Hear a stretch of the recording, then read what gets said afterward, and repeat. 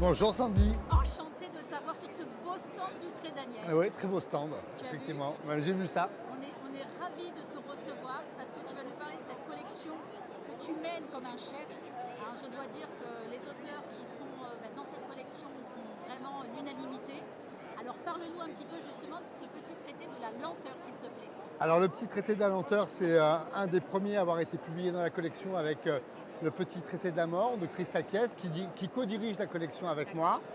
Et c'est un petit traité qui a reçu un très bel écho, un très bel accueil. Il faut croire que la lenteur aujourd'hui, ça parle à pas mal de gens. On vit dans un monde qui est un monde de plus en plus rapide et on nous impose une vitesse qui n'est pas forcément la nôtre.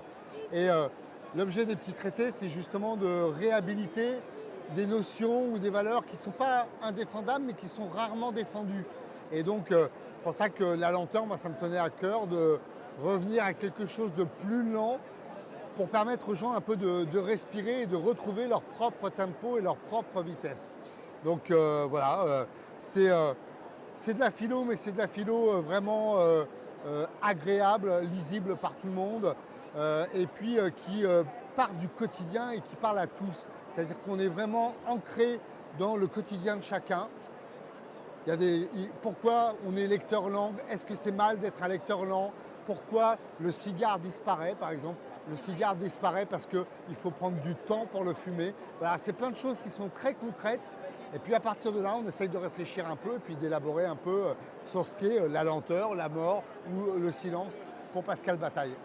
Justement, par rapport au sujet que vous avez abordé tous les trois, est-ce que c'est des thèmes que vous avez simplement de façon très, on va dire, authentique, chacun de votre côté choisi, ou vous en avez discuté de ces sujets un petit peu phares comme la lenteur, la mort ou le silence? Ben, on a discuté surtout de la philosophie de la collection. Donc on est parti un peu comme ça, avec cette idée, encore une fois, de défendre des choses qui étaient rarement défendues et d'aller un peu à rebours de l'ère du temps. Donc le silence dans un monde qui braille beaucoup, voilà, la lenteur, aujourd'hui on est dans un monde de rapidité qui va de plus en plus vite.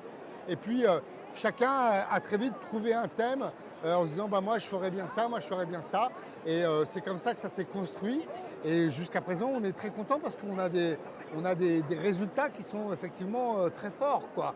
Et surtout on a des retours lecteurs qui sont vraiment très éloquents. Les gens se sont emparés de la collection et je ne vais pas dire qu'ils nous disent merci, mais on a vraiment l'impression d'arriver à pointer quelque chose qui était dans l'air du temps et qui apporte aux gens un élément de réflexion.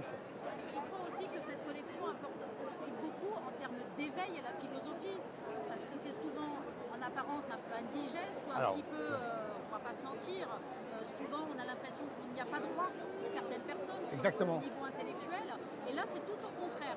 Vous avez complètement rendu la chose très accessible tout en restant sacré et fondamental finalement. C'est exactement ça. C'est vrai que la philo, ça fait toujours un peu peur. On se dit, oh là là, ça va être de la fumée de crâne ou du jus de cerveau. Ça va être chiant, quoi. Et tout l'enjeu, c'est ça, c'est d'arriver à être très clair, à être limpide, à être en même temps très exigeant, parce qu'on n'a rien cédé sur l'exigence, et on y va progressivement. Et l'enjeu, c'est de montrer que, justement, la philo, c'est pas forcément emmerdant. Moi, j'ai connu quelqu'un qui m'a dit « Le lecteur ne m'a rien fait, pourquoi voulez-vous que je l'ennuie ?» Et c'est vraiment notre ligne. Le lecteur ne nous a rien fait. Donc, la moindre des choses, il y a quelqu'un qui va acheter ce livre, qui va consacrer une partie de son budget à l'acheter. La moindre des choses, c'est de ne pas être emmerdant, quoi. Donc, voilà.